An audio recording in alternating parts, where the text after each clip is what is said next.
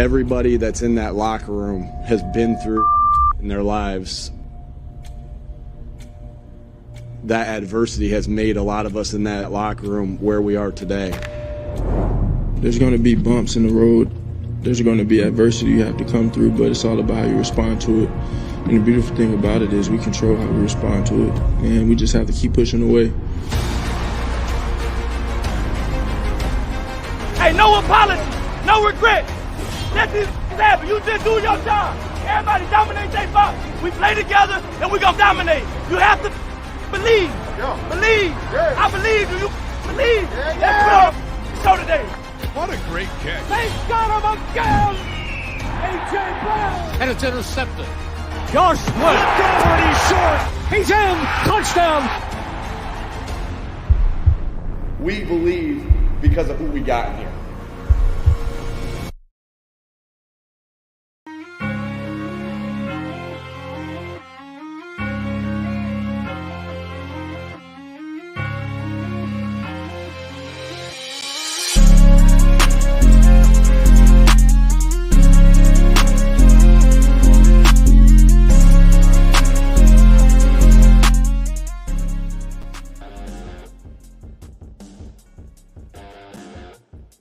We welcome you to the Week 15's edition of the Philly Sports Eagles pregame show, brought to you by SeatGeek. Use code Philly Sports to save $20 off your first SeatGeek purchase. I am Ben Goldstein. That's Sam Hine.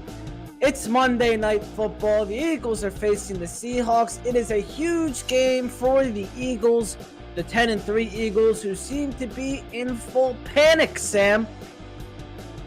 Yeah, I hate Monday night games because they always make you wait an extra day. It feels like that Cowboys loss has just kind of stuck with us for a little bit longer, and it seems like the Eagles are in full panic mode. The Eagles fan base is in full panic mode, but a lot of that can be put to bed with a win tonight. That's for sure. But first, before we start talking about a potential win that can come tonight, we got to talk about what has happened this weekend. It has been a crazy weekend for the Eagles. We'll start at the top. Darius Slay made some comments as usual. Then he had surgery announced, and then Jalen Hurts was announced sick. Sean Desai went to the box. Matt Patricia is now calling plays. We'll get to that in a little bit. Some finger pointing that was reported by ESPN. Dallas lost. The Eagles clinched the playoffs. So much stuff is going on right now, Sam, with the Eagles. Just what is going on, and how do you feel about it? Well, I think, it's crazy because the Eagles haven't even played a game so far this week yet, but they've been on the top of the minds of just about everybody, not only across the NFL, but definitely obviously in the minds of Eagles fans over this weekend before even being able to play a game. Starting off with Slay, it obviously sucks that he has to get surgery. A lot of people are speculating that he chose to get surgery now, so that way he doesn't have to play under new defensive coordinator Matt Patricia, but I don't think that's the case. I just think he wanted to get it done now so that way he can come back and be healthy for a playoff run. But like you said, he also made some comments, finger pointing, where he talked about how well he played against the Dallas Cowboys, while in the same breath also talking about how well the Eagles defense played. So that's nothing new from Slay. We've kind of seen that all year. And then we'll get to it later, like you said, more in depth. But then Sean Desai coming out. Not really something that teams that are 10-3 normally do, where they basically fire without firing their defensive coordinator. And then Jalen gets sick, where he has to fly across the country in his own private plane to make sure that he doesn't get any of his teammates sick. And then at the end of all that, the Eagles clinched a playoff spot last night with the 49ers win. So third straight year in a row that they're going back to the playoffs. Nick Sirianni, first head coach in Eagles history to make the playoffs in 3 straight years, as his first 3 years as a coach. So it's been definitely an up and down weekend. I'm glad that we are officially now in the playoffs, but it's hard to feel great about where this team's trajectory is heading right now. After back-to-back losses, the league's coming out of the locker room, the injuries coming out, the firing / demoting, the illnesses, it all has collapse kind of written all over it. And tonight's going to be a massive game in terms of kind of steadying the ship here. Yeah, it just feels like it was like all hell broke loose this weekend with the Eagles. A totally crazy, unserious week from the Eagles and every perspective. And, here we are. We'll go in depth a little bit more later, but for now, we're going to go back to the game that's starting in a little under an hour, which is Eagles, Seattle. Geno Smith and Jalen Hurts. It was the projected quarterback matchup to start the week. There was lots of questions. Both quarterbacks were questionable going into the game. Both are available. Hurts will start. I don't know if the Seahawks officially announced Geno Smith to be their starter. Did they? I didn't see anything. Not yet. No, I checked right before we went live, and they still have not announced who their inactives will be for this game. They've not announced that Geno will start, but they did post a video of him warming up on the field, throwing some kind of deep passes around the 50-yard line. And he is dealing with a groin injury, and obviously it's just warm-ups, but he did look a little bit more mobile than he has, I guess, over the last week. So it's definitely a positive sign for them that he's at least on the field warming up. We'll see if, while we're doing this, if the news breaks of who will be their starting quarterback, but we do know that we will have number one under center for us tonight. Yeah, so Geno Smith is active tonight. They just have not announced the starter. So for now, we'll go with that Geno Smith is starting quarterback. There's not much to look at with Drew Lock, but certainly enough to look at with Geno Smith. I'm going to start with Jalen Hurts. So far this season, Hurts is 10-3, 3,192 passing yards, 66.5% completion percentage, 19 touchdowns, 10 interceptions, 93.5 passer rating, 460 rushing yards, 12 touchdowns. This offense has been terrible the last 2 weeks against the 49ers and the Cowboys. I barely had to change any of Jalen Hurts' stats after last week. Can you just describe the problems with the offense and what you expect tonight against Seattle, if that'll change at all? Yeah, I feel like a broken record every single week when we talk about Jalen Hurts, but the biggest problem with him so far this season has been the turnovers. I mean, last week, Dallas goes down, takes the opening drive, gets a touchdown. Jalen comes back, he's driving down the field, and he fumbles. And then there were 2 other fumbles by other wide receivers, but at the end of the day, Jalen Hurts so far this season has turned the ball over way too much, and now it seems like he is not confident in the pocket, to where in the beginning of the season and going into last season as well, he developed so much as a passer, where now it seems like he's just not as confident in the pocket, finding guys downfield. There's been a ton of guys who know a lot more than me about football who have done a ton of breakdowns on why Jalen Hurts is struggling right now. And besides the turnovers, they take the all-22 end zone version of what he's actually seeing, and there are guys open down the field, but his biggest problem is that he either, one, does not keep his eyes downfield because he's sensing false pressure or he's running away from real pressure. And 2, he's not trusting what he's seeing. A lot of this we saw against the 49ers game without Dallas Goedert. A lot of the tight ends were able to get open, but he was not trusting them, was not trusting himself to pull the trigger, going deep for some of those passes.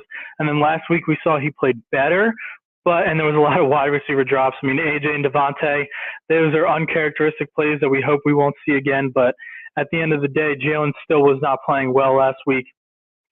So I think one of the biggest things for Jalen, besides getting the turnovers cleaned up, because I feel like we're just a broken record at this point, continuously saying that, is for him to be more confident with his throws.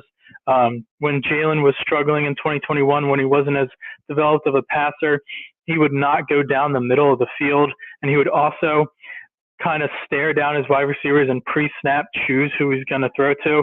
And I thought we saw a lot of that last week. We saw a couple instances where Jalen just hit his back foot and launched the football to A.J. Brown. He didn't look any other direction. He took his 2-step, 3-step, 4-step, 5-step drop, and he just went one way, didn't move his head around, didn't look around. He knew where he wanted to go with the football pre-snap, and that's where he was going with it. And that is a very dangerous place to be in the NFL, especially going up against cornerbacks like the Seahawks have tonight. So Jalen just needs to be able to see the field better, not turn the ball over.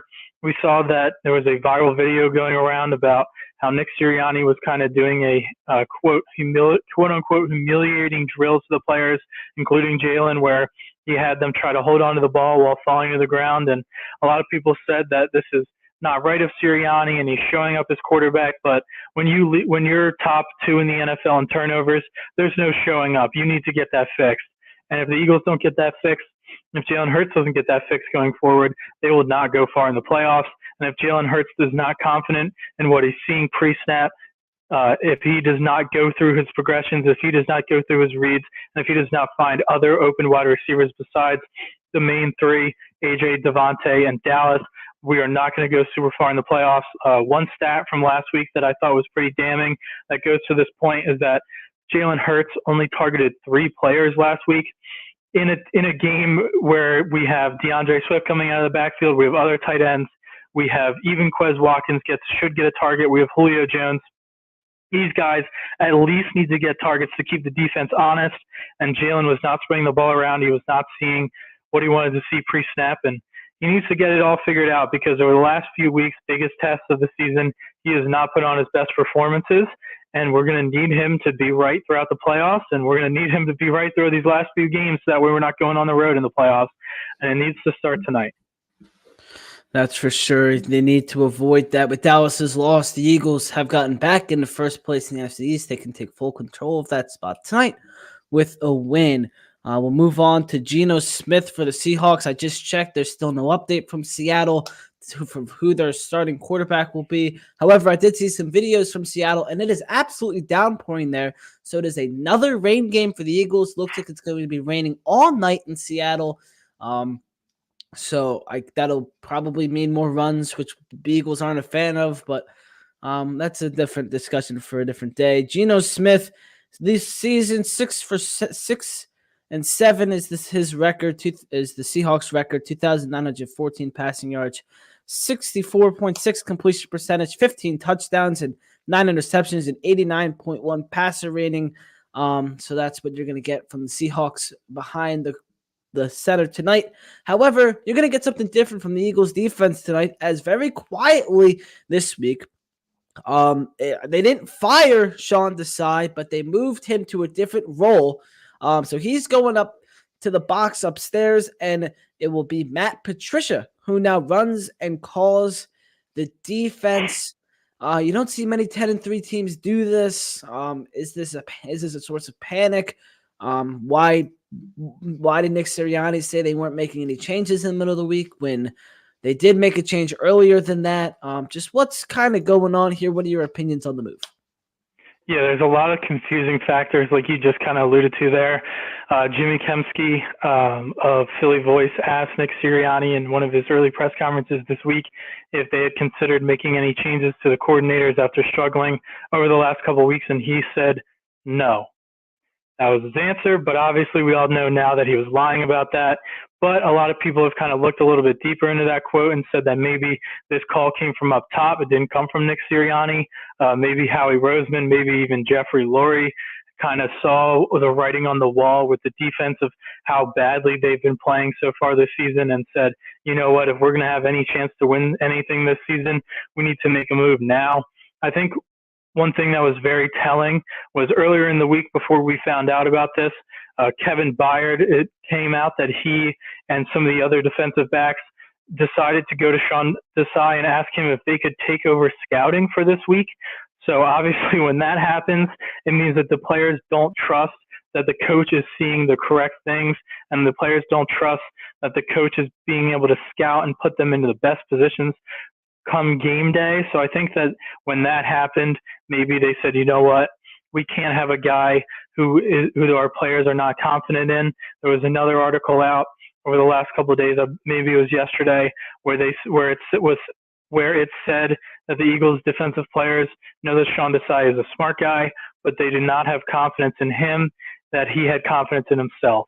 So they thought that he kind of coached a little scared and that he was not confident in his decisions. At the end of the day, if we have a coach that the players do not believe, puts them in the right position, is not confident on the sidelines, we cannot have him calling plays for a team that should be in contention for a Super Bowl. It is what it is. I mean, if this move happened earlier in the week and the Eagles just announced it and they said that he was fired, nobody would be reacting the way they were, because the Eagles defense is one of the worst, if not the worst defense in the whole NFL so far this season, especially over the last 6 weeks.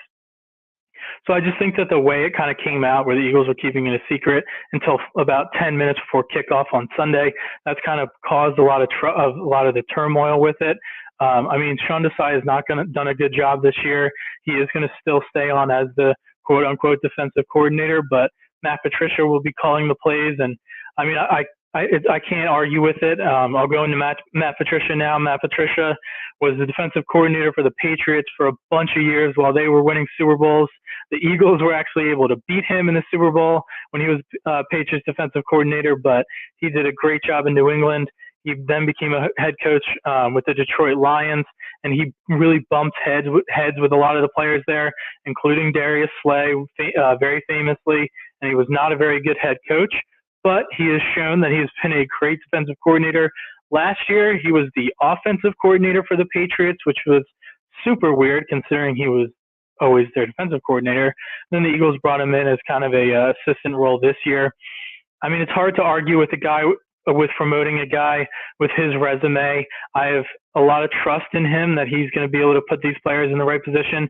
I know some of the guys have had problems with him in the past, including Slay, but I believe that Matt Patricia was the best guy that they had in-house to be able to do it. And if like I said, if the players don't feel confident in their defensive coordinator and they're asking to do their own scouting, a move had to be made. And I think Patricia, with the circumstances, with hopefully a deep playoff run, he has so much experience in the playoffs. He has so much experience going up against great quarterbacks.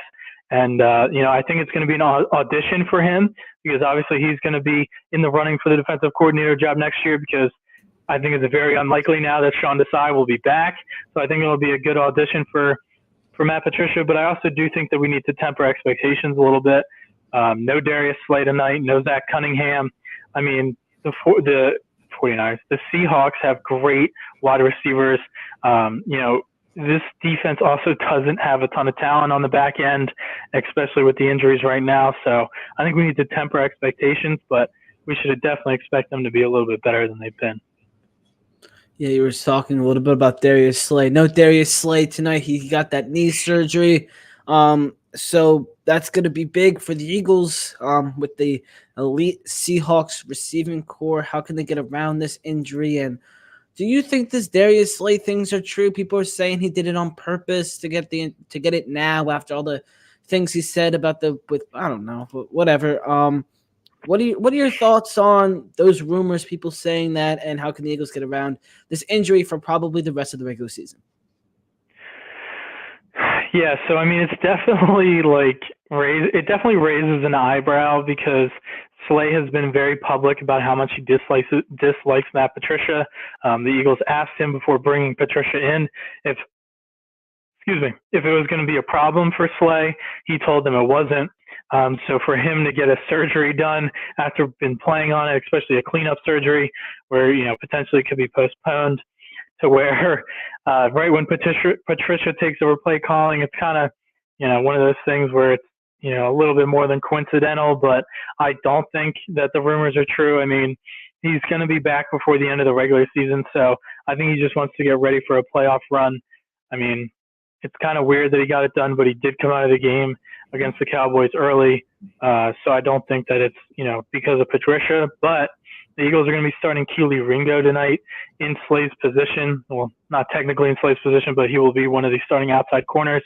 Ringo is a fourth-round pick out of Georgia, very talented cornerback. He went up against the best of the best wide receivers in the NFL, SEC while playing at Georgia. He had a horrendously bad penalty in his first play last week, but it's very hard to be thrown out into the fire. The Eagles are hoping that he will be one of the cornerbacks of the future for this team. So I'm really excited to see what Ringo will have for us tonight. Going up against JSN, Jackson Smith and Jigba, Tyler Lockett, and DK Metcalf, it's unfair to expect that he's going to lock any of those guys down, but it will be interesting to see if the kid's got anything. Yeah, especially from what we saw last week with Ringo. That was insane. He got, pass interference, and what was the other one? It was like some crazy... It was like pass interference and like a face mask or something on the same play. It was like a 30-yard penalty. I don't think I've ever seen that before. It was pretty, I don't know. It was kind of... I've never seen two penalties combine on each other. On the same guy, two huge penalties like that too. It's it just kind of summed up the Dallas game. But we're moving on from that. We're looking at the notable matchups in tonight's game. in Seattle in the downpour. The Seahawks still don't have a starting quarterback. I'm getting like deja vu from the Phillies playoffs where the Braves refused to announce a starting pitcher until until they announced the starting lineup for one of the games. They didn't announce a starting pitcher. I'm getting those kind of vibes, but we're about almost 20 minutes away, and the Seahawks still do not have a starting quarterback. So, Sam, what are your notable matchups for Week 15 for some Monday Night Football? All right. Well, if the Eagles are going to win this game, I think these are the biggest matchups they're going to decide this game. Or if the Seahawks are going to win, I think it's the biggest matchups that'll decide it. The first one, I'm going James Bradberry versus DK Metcalf. With Slay out, Bradberry slides into that number one cornerback slot, and he has been bad this year. He has been really bad. It's really unfortunate because I love James Bradberry. He came in here last year, made an All-Pro, did such a good job, but he is just not having a good year. And we saw against Dallas what DK Metcalf can do to a game. We all know. Sorry to cut you off, but quick update here from Taylor Biscotti. Drew Lock appears to be getting all the reps on the field right now, and Geno Smith is not in sight. That came out 10 minutes ago, so still no update, still no official word, but this is as much as we've gotten so far. So if you want an update, there you go. Back to you, Sam. All right, yeah. So Bradberry, we saw against Dallas when the Seahawks played them how DK Metcalf can kind of wreck a game, and unfortunately, because I was there, but we saw in the playoffs in DK's rookie year of how he can wreck games. So I think Bradberry on him is going to be a matchup to watch tonight because I don't think they're going to try to have Ringo match up against DK. I mean, Ringo's a big kid, but DK is something else. And then I got Devin Witherspoon versus AJ Brown. Devin Witherspoon is probably the second favorite to win Defensive Rookie of the Year behind Jalen Carter right now. Devin Witherspoon is a fantastic cornerback out of Illinois that the Seahawks drafted in the first round. Him and the cornerback Christian Gonzalez for the Patriots, who got unfortunately injured so far this season, have done a great job coming in their first years and really playing well. We've seen that over the last few years, rookie cornerbacks coming in and playing really well. And I do think that Witherspoon is going to follow A.J. Brown tonight. So it'll be interesting to see. A.J. Brown needs a bounce-back game. He had a few drops. He had a fumble. He played horribly against Dallas. So he's definitely going to be looking for a big bounce-back game. And going up against his former college teammate in DK Metcalf, he's going to want to show him up a little bit. Then I have Jalen Carter versus Evan Brown. Jalen Carter and Jordan Davis have not touched a quarterback in the last 3 Eagles games, which is just an absolutely terrible stat. Jalen Carter needs to get it going tonight against a bad interior line of the Seahawks, especially to stop the run, which I'll get to next. Jalen Carter just needs to show, especially going up against Devin Witherspoon. Obviously, they're not going to be playing against each other per se on the field, but just going up together, kind of this game, I have a feeling whoever comes out of this game showing themselves, being that star player, will probably win the Defensive Rookie of the Year. So there's a little bit of added incentive for them. But now with Drew Lock playing, the Seahawks are going to use Kenneth Walker a ton and Charbonnet a ton, try to run the ball. The Eagles' run defense has been really, really bad over the last few games, especially against Dallas and San Francisco. So they're going to need to get that fixed, and that starts with Jalen Carter. Yeah, so another update here now from Adam Schefter that there will be no official announcement from the Seahawks. It's just going to be whoever they throw out there. So that'll be interesting to see how that goes over. But it looks like Drew Lock is going to start for the Seahawks, so that'll be interesting. So we'll see how that goes.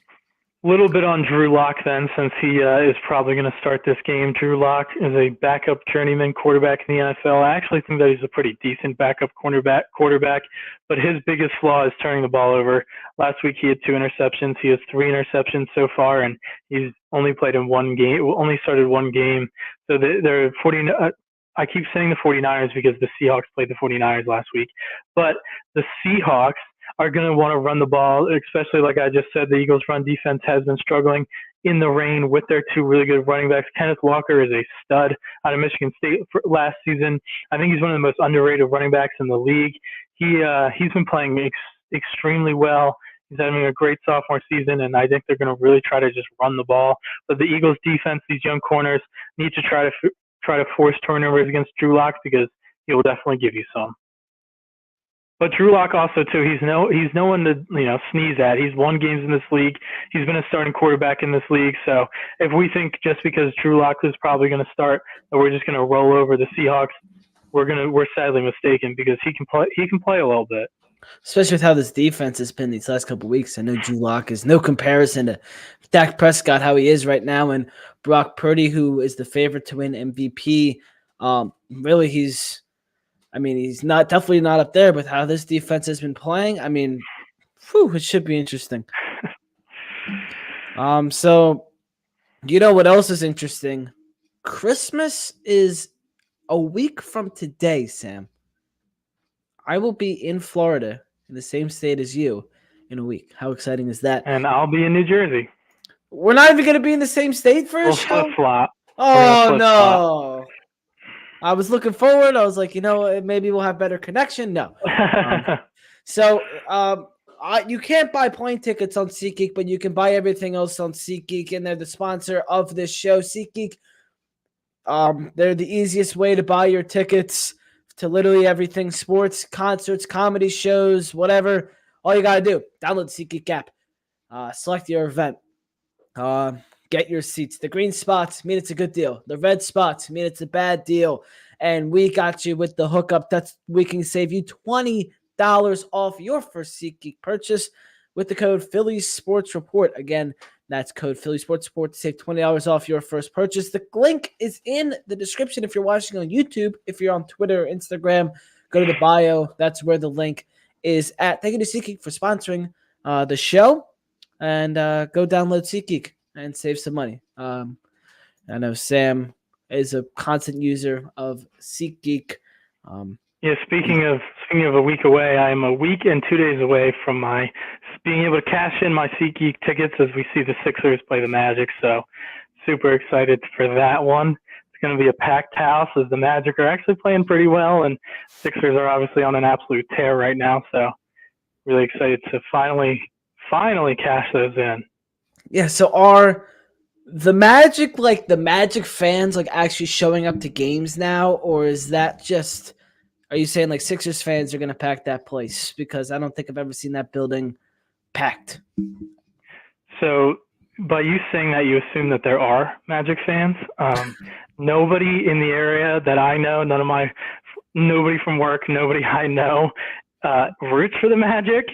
It's going to be Sixers fans. There's a ton of people from the area down there. The game after that, they're playing, I think, the Pacers, and the tickets are $12, but the tickets for the Sixers game is 80 plus. So it's definitely a Philly crowd for sure. It'll be fun. And those tickets are more expensive than the Panthers tickets yesterday. Did you see that? $4 the get-in price to get to the Carolina Panthers game yesterday. And what was the final score? 9-7. Horrible. I feel so bad for those. Shouldn't have fired my boy Matty Rule. For those who spent face value to go to that game. That sucks. But let's go back to SeatGeek. You could have saved even more money if you bought tickets on SeatGeek. Probably not, because it's got to be over $50 to save some money. And I don't even know if those Panthers tickets have even been over $50. But the SeatGeek standout stars, Sam, our SeatGeek standout stars, your SeatGeek standout stars have been, not good the last couple of weeks. Let's turn that around.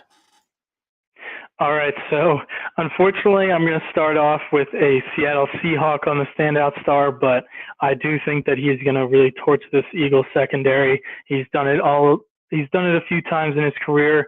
That was with Russell Wilson, but still, he is a freak of an athlete, and he is an extremely talented player.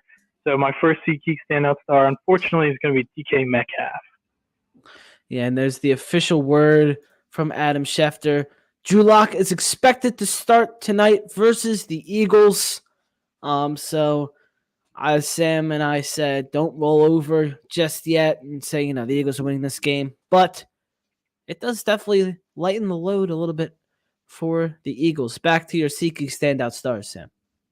Yeah, for sure. That's definitely good news for the Eagles. Second, I got Matt Patricia. I mean, I think that the Eagles. I'll spoil it right now, but I think the Eagles are going to win this game, and I don't think they're going to blow anybody out, but I do think the defense is going to play better tonight. I think they're going to play inspired football because a lot of times when when a team gets a new coach, they get that new coach bump because the players have to kind of look themselves in the mirror and say, the reason that this coach is gone, well, in Desai's case, he's not gone, but has lost his duties, is because of us. We're not playing well enough. We need to play better. So I do think that, and especially now that Drew Lock's playing, like I said, he has some talent, but he's a backup quarterback in this league for a reason. So I think leaving this game, the biggest story of the game will be Matt Patricia. And then I'm going to do it even though I don't trust it, but the rain convinced me. I'm going to go DeAndre Swift. The Eagles have to run the football if they want to win this game. Jalen Hurts has been sick all week. They can't rely on him to pass the ball great. We know Seattle has a great crowd, even though I kind of want to get to it later, but I feel like it's a little bit overrated. But I think that if we can run the ball on them early, kind of take the crowd out of it, get DeAndre going a little bit. He hasn't had a big game because they just simply won't give him the football. So I'm hoping that they change that tonight and DeAndre is able to get some things going. Those are your Sam Hines SeatGeek standout stars. Thank you to SeatGeek for sponsoring. Let's look at the inactives for today's game. We mentioned one for the Eagles. Darius Slay is inactive. Rashad Penny is inactive. Albert O is inactive. Tanner McKee is inactive. Cam Jurgens is inactive. So the usuals for the Eagles. Zach Cunningham also out for this game. And who was the other lineman? Oh, Sua Opeta? Why am I blanking on it? Who was the other lineman? Opeta's starting for Jurgens. Okay. I thought I saw something. I literally wrote it earlier and I forget. There was another somebody that was out. I can get that to you in a second. For the Seahawks, Devin Witherspoon, Raekwon O'Neal, Kenny McKinnon. Oh, wait, Witherspoon's out? Yeah, Witherspoon is out. Oh wow, I didn't see that earlier. Okay, well that's definitely big for the Eagles' passing game. All right, Raekwon O'Neal is inactive. Kenny McKinnish is inactive. McClendon Curtis and D. Eskridge for Seattle. I will get that other Eagle that is inactive or out, but not listed on this sheet. So, yeah, Devin Witherspoon inactive. So when I was looking at it, when I was looking at this, when I was doing my stuff before, and I saw that he was questionable, but did not see that he was going to be inactive for this game. So, like I talked about how talented of a player he is, that's a big loss for them. Their defense is not very good. Their defense allows a ton of points, and with Witherspoon out, I mean, it seems like the Eagles really haven't been able to take advantage of backup cornerbacks so far this season. It seems like every time there's a backup cornerback in there, we always talk about it, and they never actually do take advantage of it. I mean, the Jets game comes to mind, where they had all three of their corners out and the Eagles still lost the game. So, we'll see what actually happens on the field. But just from an on-paper standpoint, having the second in odds for Defensive Player of the Year out for this game is definitely massive advantage for the Eagles. And it'll help Jalen Hurts out. He's been under the weather the past week. Have some trouble throwing. Maybe we'll have some open guys. A.J. Brown and Devontae Smith down the field. It is pouring there, so it might be a little difficult. But Cam Jurgens is that other inactive Eagle. He was already on the list. I don't know why. There was somebody else. But, yeah, so those are your inactives. Let's move on to the Gamblers Are Us bets. Thank you to Gamblers Are Us for partnering with this segment. The Eagles are -4 on the line. That probably just went up because Drew Lock is starting for the Seahawks. But for now, that's what I have. The over-under is 46.5. And Sam has some locks of the day. Sam, let's hear it. All right, so I'm going to go on the sack aspect for my first bet of the game. Like I talked about, I think that Jalen Carter will be able to get things going against the interior of the Seahawks line. I think he's going to want to show up tonight. And I do think that since he's struggled a little bit over the last few games, Matt Patricia is going to really try to help get him and those other guys on the line going, because the defensive line has been really bad over the last few games. Nobody really talks about it because of how bad the linebackers in the secondary has been. But the defensive line has been arguably just as bad. In terms of the spread, I have this game right at Eagles -4.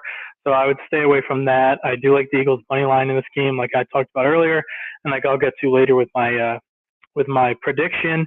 And then I like DK Metcalf's number for this game is 60.5 yards receiving. I feel like that's just way too low. We've seen, I talked about it so much already, but he is such a weapon on offense. Even with Drew Lock in there, they're going to try to get him the ball. So I like his over.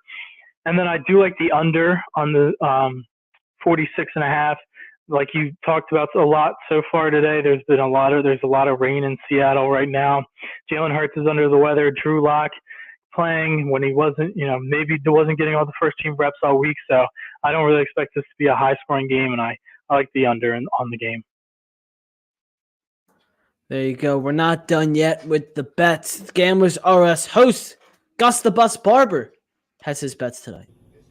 What's going on, guys? Gus the Bus here, host of Gamblers R Us podcast, letting you know which bets I like for tonight's game between the Philadelphia Eagles and the Seattle Seahawks. So first and foremost, I like the Eagles winning tonight. I'm not sure about the spread. I like the money line, though. Some player props I also like. I like a A.J. Brown anytime touchdown score. And I also like DeAndre Swift over in his rushing yards. And looking at the Seattle side, banged up Eagles secondary. So I like Tyler Lockett over in his receiving yards.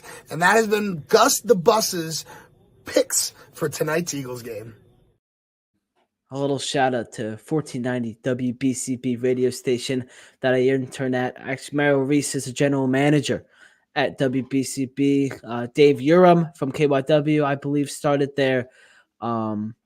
Who's the guy that's on the morning shows? Not John Ritchie, but the other guy. What's his name? Joe DeCamera. Joe DeCamera. He started at WBCB. There he is, Gus Barber in the chat. Gamblers are us to the moon. How about that? So, yeah, those are Gus the Bus's bets. Thank you to Gamblers are us for partnering with that part of the segment. We are very close to kickoff here. We have a lot more to talk about, so let's give some keys to the game. Sam, what are your keys? We got to go. Let's go. All right, I'll move through it quickly, but I feel like I've just copied and pasted the keys to the game from last week, but it's the biggest struggles with this team, and they're the biggest keys to winning this game. Start hot. Eagles offense has been horrible in the first half, and I think they really need to get it going. Like I said, get the Seattle crowd out of it. Get a lead. Please just get a lead. Give us a little bit of a breathing room. Don't make us come from behind every single game. Start hot and get a lead. Don't turn the ball over, please. Just hold on to the ball. Be safe with the ball. No fumbles, no turnovers. Win the turnover battle. And last but not least, defense needs to get off the field on third downs. Dallas killed them on third down. Buffalo killed them on third down. 49ers killed them on third down. Biggest way the Eagles defense will lose this game is if they can't get off the field on third down. Yeah, and we have another update. Joe Buck on the broadcast just said that Drew Lock is starting because Geno Smith can't play 3+ hours in the current field conditions. So Geno Smith might come into the game, but Drew Lock is starting. So maybe we'll see a little flip at the half. I don't know. We'll see. So there's an update. Drew Lock, the opener. Yeah, the opener, literally. The Foco, Sam Hine Fit Check. Thank you to Foco for sponsoring. Click that link, save 10% of Foco, get some last-minute holiday gifts. Sam, what are we rocking with today? All right, so today we're going with the Donovan McNabb rookie year on-field authentic jersey. It's my only jersey that I have that has the on-field authentic sleeves. It's got all the stitching all around. It is absolutely massive on me, but, I love it. McNabb, quarterback I grew up rooting for, so had to rep him tonight. He was also the last Eagles quarterback to beat the Seahawks, so I was hoping that this jersey would bring a little bit of luck. And before we move on, I wanted to talk real quick with the fit check. I think that the 12 fan Seahawks jersey is one of the dumbest things in all of sports. It is so stupid. The jersey is terrible. Wearing a jersey that says 12 and fan on it is horrible. You're only the loudest stadium because architects designed the stadium to be like that. They designed the stadium to keep the noise in. If it was at any other stadium, you would not be the loudest fans. It's such a ridiculous thing that they get to hold the title as the loudest fans because their architects built the stadium to keep noise in. Like, yeah, that's awesome that they did that and it works for them. But the fact that they get to just claim that they're that because of that is very frustrating, and also just I can't stand the 12 fan jerseys. It is so I hate it so much. I hate it so much. Yeah, it's kind of dumb. And could you imagine if they built the link like that? Like, forget it. Anyway, we got to move on. You said the Eagles and the Seahawks, they've met up many times. Seahawks, also one of the worst names in sports. The Eagles have not beaten Seattle in 15 years. The last time they met up, did they meet the COVID year, or was it the playoff game was the last time? They met the COVID year, I think. I feel like I remember them meeting the COVID year, but I was at that playoff game where Wentz got the concussion. I don't want to talk about it. So, are the Eagles going to win today, Sam? What's your prediction? So I don't feel really good about this game at all. I'm not very confident in the Eagles right now, but with Drew Lock starting and the Eagles really needing a win, I do think they're going to squeak this one out. I think they get back on track a little bit. I think Drew Lock makes a mistake or two late in the game to kind of hand the Eagles the game. We all walk out of there not feeling great about the Eagles, but at least they're back on track. Eagles win 24-20. I'm kind of in that ballpark. I think the Eagles are going to win this game, especially with Drew Lock starting tonight. It's not going to come easy. Not many of them do, but I do think the Eagles win by a little more than you said. I think the Eagles win 28-20. I don't know what's going to happen with the quarterback situation. Maybe Geno Smith will come in at halftime. We'll probably hear that throughout the night with how it's been going so far. So that's going to do it from us. Is there anything else you want? No, we got to go. This game is about to kick off, and go Birds. Go Birds. We'll see you next week. Thank you for liking, subscribe, follow us everywhere. Go to phillysportsreports.com after the game for the post-game recap, and tomorrow for my observations. Follow us YouTube, Twitter, Instagram, Facebook, TikTok, Threads. Thank you for watching. Go Birds! Go Birds!